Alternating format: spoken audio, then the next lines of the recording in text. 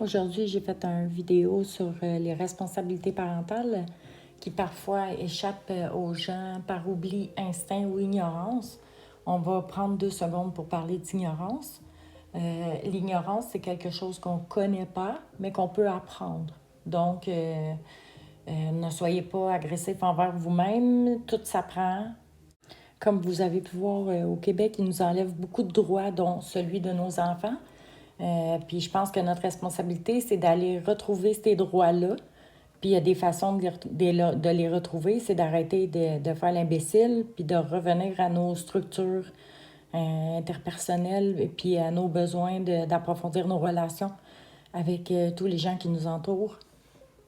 Depuis la crise du C, les gens ils se parlent plus. Ils vont se parler via leur téléphone, leur Internet. Sinon, ben, le seul temps qu'ils vont sortir, ben, c'est pour aller faire une crise à l'école, voir le professeur, ou se chicaner, ou engueuler les gens pour n'importe quoi, une place de stationnement, peu importe. Les gens sont rendus tellement intolérants qu'il faut recommencer à savoir vivre. Parce que là, c'est sûr que vous la voyez venir avec toutes les violences qui arrivent par rapport aux personnes âgées, aux enfants, aux policiers. Les policiers ils ont tellement peur qu'ils veulent même plus nous défendre. Ils savent plus, ils savent juste carrément plus quoi faire. Soit qu'on n'est pas content, on va capoter parce qu'ils font une erreur, ou ben, c'est ça, ils savent plus quoi faire. Il y a les profs aussi, ils savent plus quoi faire. Les gens sont rendus trop violents. Les parents intolérants, les enfants qui font n'importe quoi, qui rentrent avec leur cellulaire à l'école. Il n'y a plus aucune structure. Puis tout le monde attend que le gouvernement la donne. Mais le gouvernement, il est tout en train de vous enlever parce que vous n'êtes pas capable de prendre vos responsabilités. Puis ça, il faut parler des vraies affaires parce que là, c'est ça qui arrive. Okay, si vous ne voulez pas vous faire enlever vos enfants, bien, faites vos affaires comme il faut, là, puis le gouvernement, il ne pourra plus venir vous les enlever après. Si on est responsable à la base en tant qu'humain, puis en tant que communauté, parce qu'on vit dans une communauté, puis si on veut que nos enfants ils continuent à s'éduquer puis à avoir du bon sens dans la vie, ben il va tout falloir y mettre un petit peu notre grain de sel. Donc, c'est ça. Ensemble, on va aller voir par la base qu'est-ce qu'on pourrait faire pour ne pas perdre ses enfants, être capable de vivre normalement comme un adulte responsable. Un enfant, c'est la plus belle chose qui peut arriver, mais il faut être outillé pour pouvoir le garder.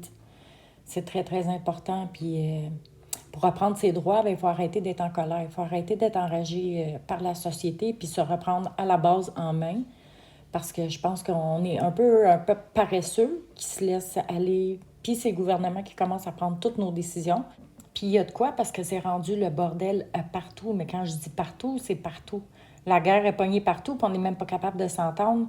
Nos ministres se chicanent pour des histoires de poignées. Donc, c'est ça. C'est de notre devoir de se prendre en main. C'est la base d'une société saine. Au lieu d'aller faire des manifestations pour je sais pas trop quoi, puis de ne pas faire les bonnes, mais aussi bien de se reprendre en main à la base.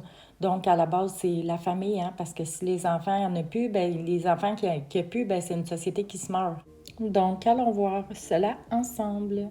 Commençons par la première des choses, c'est la violence. Hein, la violence de toutes sortes, les abus psychiques, sexuels, physiques et mentaux. C'est une des premières raisons pour lesquelles vous faites enlever vos enfants. Donc, si vous avez des problèmes qui ne sont pas résolus de quand vous êtes jeune, bien, pensez peut-être à faire vos enfants un petit peu plus tard ou prenez-vous en main puis réglez vos problèmes quand vous avez votre enfant parce que c'est tout lui qui va payer pour. Quand je parle de violence, c'est les hommes et les femmes aussi parce qu'on n'en parle pas beaucoup, mais il y a beaucoup de femmes qui sont agressives envers leurs enfants. Puis c'est inacceptable.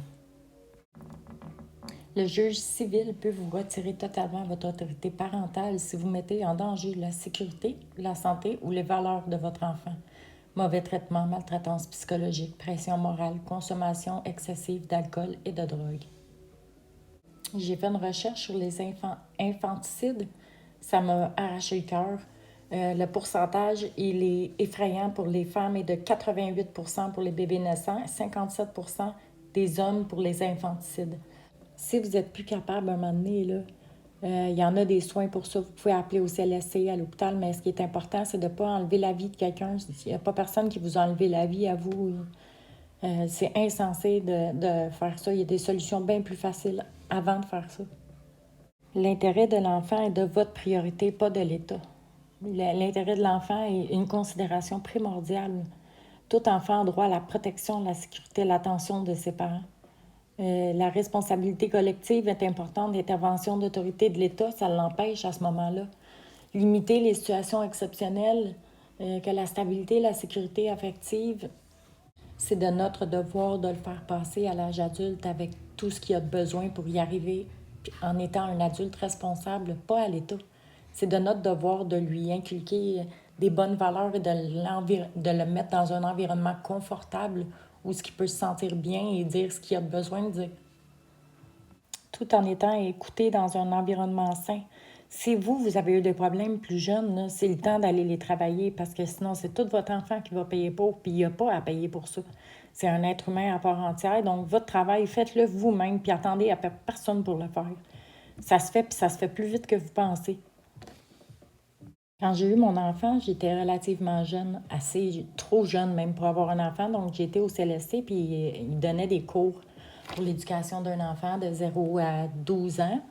J'ai très, très apprécié, puis j'ai appris beaucoup là-dedans, puis c'est pour ça, tu sais, il y a des gens qui arrivent puis qui disent que leurs enfants ont commencé à jouer avec leur corps à 3 ans, puis ils capotent parce qu'ils pensent que c'est pas normal. C'est très normal, vous l'avez la preuve en avant de vous. C'est une façon de se découvrir. L'enfant, il va être choqué, il va être ou heureux, puis il va vouloir aller chercher le sentiment que ça lui procure. Souvent, ils vont le faire devant nous même, puis c'est à nous de leur dire d'aller dans leur chambre pour faire ça. Il n'y a rien de tabou à ce qu'ils découvrent leur corps. Ce qui n'est pas normal, c'est de le faire devant les gens. Il y a des places pour ça, puis il y a des façons d'en parler à nos enfants. Ça peut rendre les parents mal à l'aise, mais ce qui est très normal, donc parlez-en avec vos amis, quelqu'un en qui vous avez confiance vraiment, parce que c'est important. Puis sinon, quitte à aller au CLSC, hein, il n'y a pas personne de niaiseux, c'est juste qu'on ne sait pas. Donc, ils vont être là pour vous informer. Il y a des places pour toutes. Il y a des places pour toutes. Soyez pas gênés. On paye assez de taxes ici au Québec. Prenez les services. Ici, j'ai trouvé un bel article avec Amélie Sauvé.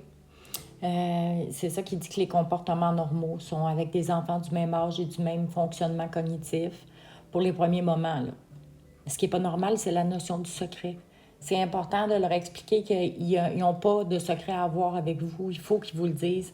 Que s'il y a un petit garçon qui leur a demandé ou une petite fille qui leur a demandé de baisser ses pantalons, mais c'est arrivé, moi, dans mon entourage, puis on en a parlé, puis on en a parlé au petit gars, puis le petit gars, il était fâché, puis il l'a plus jamais revu, puis c'est bien correct comme ça. N'oubliez jamais que vous êtes son idole. À votre enfant, là, vous êtes son idole, puis c'est tellement important qu'il soit capable de vous dire ce qu'il veut. Il ne doit pas avoir peur. Le mensonge part de la peur. Si vous lui faites peur, il va créer des mensonges, puis c'est un pattern. Hein? Fait que si il se sent accepté dans ce qu'il dit, puis vous prenez des mesures concrètes, il va être encore plus porté à vous parler. Puis c'est ce qui est important de développer une relation de confiance. Ce qui n'est pas normal aussi, c'est de reproduire des gestes d'adultes ou de faire du chantage, des actes qui dépassent les connaissances de l'enfant, des gestes répétitifs avec des adultes, ça c'est bien important, ou des personnes de pas mal de différence d'âge. Il faut être vigilant là-dessus, surtout au niveau cellulaire maintenant. Là. Ayez pas peur de barrer leur affaire jusqu'à 12 ans, ça reste votre enfant. Hein. C'est vous le parent, puis des fois on a tendance à l'oublier. Un enfant, ça se sent aimé dans une structure. Même s'ils ne sont pas contents, des enfants, ça l'oublie. Ils vont vous aimer toujours, vous êtes leur idole, il n'y a rien qui va changer. On oublie les gestes de frapper, puis il y a beaucoup d'autres façons de chicaner ou de mettre en retrait un enfant sans devoir le frapper, de toute façon, ce qui n'est pas normal. Si vous vous êtes fait frapper jeune, vous avez sûrement pas aimé ça, hein? Donc mettez-vous dans sa peau maintenant. Si vous voulez, dans un prochain vidéo, je vais vous en donner des bons trucs. Puis servez-vous de vos amis, eux aussi en ont des bons trucs. On enlève le cellulaire, on enlève la porte s'ils claquent la porte. Ils sont pas contents, mais c'est ça qui est ça, hein? C'est vous le parent, ne l'oubliez pas. Ici, je vous ai mis 2 autres tableaux dans ce qui est normal et ce qui n'est pas normal sur les comportements sains pour les enfants. Donc, je vais vous laisser le temps, si vous voulez les fixer, pour prendre des photos. Puis c'est ça, n'ayez pas peur, c'est un sujet qui est très normal avec l'enfant. Hein? Il faut qu'il ait confiance en vous pour tout. Pour tout. Autant le père que la mère, là, le père est aussi important pour la petite fille. Hein? Moi, mon père, je l'ai perdu jeune, puis j'ai aimé ça qu'il soit là encore. C'est important. Un autre truc qui est très important, c'est d'arrêter de se fermer la bouche. Il faut dire ce qui ne va pas. Quand vous vivez de la violence, que ce soit un homme ou une femme, ne restez pas là-dedans. Des êtres pervers, il y en a partout. Des femmes, des hommes. Des femmes, il y a beaucoup de femmes, moi, que je connais, qui sont perverses avec les hommes, dont quelqu'un qui est proche de moi qui a osé vraiment de passer out là, à cause de ça. Donc, il ne faut pas négliger le fait que les femmes aussi peuvent être violentes avec les hommes puis les enfants. C'est vraiment une vidéo condensée parce que je pourrais vous en parler pendant 4 heures de ça. Donc, j'y vais comme assez modéré sur chaque section. Mais si vous voulez que je parle d'une section plus qu'une autre, vous pouvez me le dire dans les commentaires. Donc, je vais préparer une autre vidéo. On va aller voir ce que Mme Bombardier dit au sujet de l'État et des enfants. La question n'est plus aussi évidente qu'elle le paraissait dans un passé récent. Bien sûr, les parents demeurent les premiers responsables de leur enfant, mais l'État occupe une place considérable dans la vie des enfants. Devant le nombre de jeunes victimes à la fois de l'incompétence, l'irresponsabilité et l'incapacité psychologique de parents adéquats face à leur progéniture. Adéquat, comportement qui ne convient pas ou qui ne sont pas appropriés. Donc, ici, on parle de la violence, de la violence, toutes sortes de violences. La violence est faite aux professeurs, aux parents, aux enfants, aux grands-parents. Aucune violence ne devrait être tolérée et tolérable. C'est inacceptable rendu en 2024. Un petit message pour les hommes underwear. Si jamais vous êtes avec une perverse, lâchez-la tout de suite parce qu'il n'y a rien de bon qui va sortir de là. Elle va juste finir par vous vider. Elle va vider votre compte en banque, votre auto. C'est qu'est-ce qu'elle... Oui, elle va s'occuper des enfants de la manière qu'elle veut bien s'en occuper, parce qu'on le sait très bien que les juges sont pas mal pour les mères. C'est triste parce que je connais beaucoup de pères qui sont plus adéquats avec leurs enfants que des mères. Ici, je ferme ma parenthèse parce qu'il y a beaucoup de bonnes mamans aussi, puis des moins bonnes qui sont capables d'être encore meilleures. Puis moi, j'ai confiance en vous, puis vous ayez confiance en vous, c'est ce qui est important. Donc, je continue avec l'article de Mme Bombardier. Les parents sont susceptibles de raconter des sornettes à leurs petits, surtout lorsqu'ils sont eux-mêmes illuminés, religieux ou non. Dans un monde idéal, les dérapages parentaux ne devraient pas exister. Et pourtant, en matière de sexualité, plusieurs parents ne sont pas non plus des exemples à suivre. Ou ils ne savent pas parler de sexe avec leurs enfants, ou ils ne les éduquent pas à la pudeur.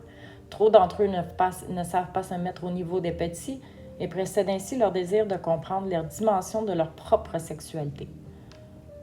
Il est donc impératif que l'école supplée aux carences diverses des parents par des cours formels d'éducation sexuelle. L'Église n'a jamais rien enseigné de positif en matière de sexe aux enfants, ni les Juifs orthodoxes, ni les musulmans en général. Les 3 religions monothéistes ont une histoire commune qui diabolise le corps de la femme, objet de péché donc de la chute spirituelle et morale de l'homme.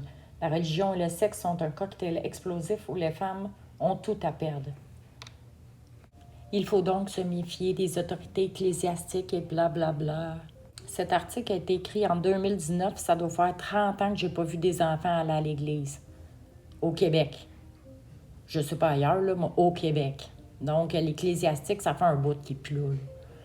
Bon, fait que les parents sont inquiets des contenus de ces cours. Là, je les comprends parce qu'à l'école, c'est pas ça qui est le plus safe non plus, moi, je pense que d'être responsable, c'est de leur apprendre nous-mêmes la sexualité, c'est quoi, en sachant très bien ce que c'est. Donc, on peut étudier là-dessus. S'éduquer, c'est ça. S'éduquer, c'est pas nécessairement aller à l'école, c'est d'apprendre quelque chose que tu connais pas. Puis aujourd'hui, avec l'Internet, on peut apprendre tout. Il n'y en a pas de limite. 12 septembre 2023, un enseignant aurait abusé d'une mineure. 12 septembre 2023, un enseignant aurait abusé d'une mineure. 27 août 22, des employés scolaires accusés de crimes sexuels. 27 août 22, des employés scolaires accusés de crimes sexuels. 12 janvier 2024, le concierge d'une école voulait agresser une fillette de 10 ans. Le concierge de l'école voulait agresser une fillette de 10 ans le 12 janvier 2024. Donc, je pense que c'est à nous de se prendre en main. La sexualité, l'intelligence et le bon savoir-vivre, là, ça devrait être les parents qui enseignent ça aux enfants. Parce que des abus, il va toujours en avoir. Il y en a dans toutes les sectes. Aujourd'hui, il y a des sectes plus que jamais. Donc, vous voyez ici qu'il y en a à l'école. Il y en avait à l'église. Donc, qui est mieux placé pour enseigner à vos enfants? C'est vous-même. Donc, prenez ce que vous avez besoin pour leur enseigner. puis allez-y avec ce que vous savez, normalement. La sexualité, c'est quelque chose de super personnel. Votre enfant doit être capable de vous en parler. Parce qu'à l'école, là, avec une bande d'adolescents de 12 ans, là, c'est juste du niaisage, un cours de sexualité. Là. Ça n'a même aucun sens. Ils devraient remplacer ce cours-là. Le gouvernement, c'est pas des caves. Hein? Loin de là, il y a plein de monde qui travaille pour eux autres. Alors, eux, ils voient que vous acceptez, donc c'est correct. Bon, l'enfant, le parent, il chiale pas trop, donc il nous laisse la possibilité de le faire. Donc, un petit, puis après ça, un petit peu plus gros, puis un petit peu plus gros. Puis là, c'est rendu que c'est quasiment le gouvernement qui vous dit de changer de sexe vos enfants, là. Fait que, hein, il faut revenir un petit peu normal, s'il vous plaît, gang. Du moins, revenir sur cette terre. Et moi, c'est vraiment pas de mes affaires, mais vos enfants ne vous appartiennent pas, hein. Ils appartiennent à l'État. Donc, c'est une nouvelle loi qui vient de passer, ça fait pas longtemps, qui peuvent vous l'enlever si vous n'êtes pas capable d'être fonctionnel avec votre enfant et d'y emmener ce qu'il a besoin, là. Donc, il faut se réveiller, gang, hein? Il faut se réveiller. Puis, just too bad, hein? Si vous perdez vos droits, là, vous êtes obligé à votre enfant quand même, donc vous subvenez à leurs besoins. Fait que pensez-y à 2 fois avant de faire des enfants puis de pas les élever comme du monde. Puis même si ça paraît pas, je vous dis ça avec tout plein d'amour. Donc, on va commencer de parler de l'école un petit peu. Les lois des professeurs, les droits des professeurs. Une loi sur l'éducation adoptée en 2019 interdit les violences physiques, psychologiques et verbales dans les écoles. L'enseignant ne peut élever la voix à l'élève. Ceci est contraire à la loi. De plus, chaque élève a droit à une protection contre les insultes et au respect de sa dignité. Croyez-vous pas que le professeur aussi a le droit à tout ça? C'est une question que je me pose de même, là. Peut-être que j'ai pas raison, je ne sais pas. Enseignants ont des droits que leur donne la Charte des droits et libertés de la personne, notamment le droit au respect, à l'intégrité, à la vie privée et le droit de travailler dans un milieu sans harcèlement ni discrimination. Moi, je ne suis pas professeure, hein, mais je trouve ça triste parce que personne ne les défend. Personne, les élèves, ils font ce qu'ils veulent avec les professeurs. Les parents arrivent, ils font peur aux professeurs. Les professeurs, ils ont les mêmes droits fondamentaux que les humains. Là. Ils sont là pour remplacer le temps perdu que vous n'avez pas avec vos enfants pour vous permettre d'aller travailler. Si vous n'aimez pas les matières qui enseignent à vos enfants, mettez-vous tous les parents ensemble. Faites une pétition, allez les voir pour changer des matières. Faites-les ensemble avec intelligence. Vous êtes capable. Là. Vous savez qu'est-ce que vos enfants ont besoin. J'ai une petite tranche de vie pour vous. Je vais chercher ma fille au métro. Ma fille, elle rentre dans l'auto avec une autre de ses amies. Elle dit Maman, la professeure, elle a été folle. Elle n'a pas arrêté de crier après nous autres. Puis on était à l'opéra. On avait de l'air des niaiseuses. Nanana. Fait que là, j'ai dit Hey Sam, j'ai dit arrête-moi ça. Là. J'ai dit moi, je vais parler avec ton prof demain. Puis on va voir qu'est-ce qui s'est vraiment passé. Parce qu'à 12 ans, on a tendance à en mettre un petit peu plus qu'il faut. T'sais. Donc la prof, elle m'appelle le lendemain.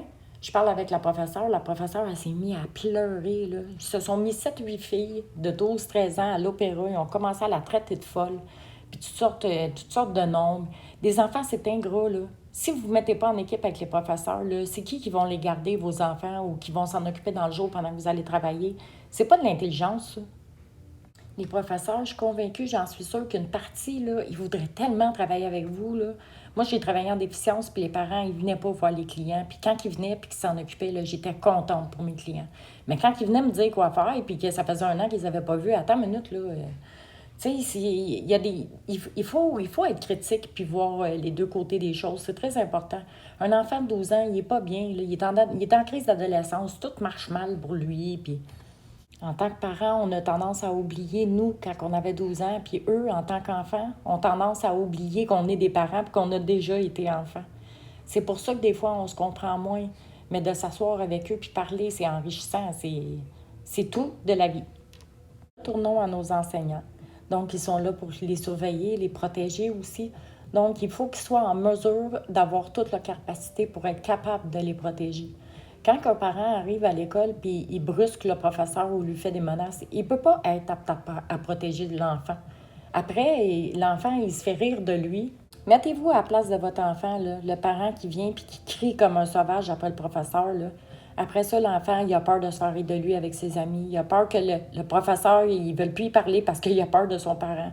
Ça fait un enchaînement de dominos qui n'est pas possible. Là. Au lieu de juste faire équipe avec le professeur puis de le mettre au même niveau que toi. Le professeur, il est pas une autorité sur toi, là. Il est là pour travailler en équipe avec toi, pour renseigner à ton enfant. Faut pas l'oublier, ça. Il y a une madame la semaine passée qui a été à l'école défendre son enfant, quasiment faire peur à l'autre adolescent. Ça n'a aucun sens, là. Un père qui est rentré dans un bureau d'une directrice fâchée avec son cellulaire confisqué. Un autre avec une femme avec un bat de baseball. À un moment donné, là, c'est qui les parents, là? Les parents, ils ont de l'air aussi enfants que les enfants. Ça n'a pas de bon sens, là. Après ça, comment veux-tu que l'État dise, OK, ben, il est apte à protéger son enfant? C'est une des raisons pourquoi l'État se mêle de tout, parce que les adultes, ils sont encore trop enfants. Réveillez-vous, là. Il y a des psys pour ça, là. Puis oui, ça coûte cher, mais après ça vaut la peine, par exemple. C'est toi le parent, là. Puis tu vas toujours être le parent, sauf qu'il faut que tu fasses ce que c'est que t'as à faire. Il y a un autre bagarre, là. Son fils menacé, une mère en colère avec un bat de baseball. Tu sais, c'est les parents qui doivent prendre leurs responsabilités. Ça part de où, cette violence-là? Ça part de la maison, là. Reprenez votre pouvoir en tant que parent. C'est le reprendre à la maison, drette la base. La base de respect, la base de savoir-vivre, la base de bien parler. Après ça, l'éducation, c'est un pet, là. L'éducation, si ton enfant, il se sent bien, là, tu achètes les livres qu'il veut, puis il peut lire, puis, ou tu l'inscris à un sport. Mais ça part de la maison, la violence.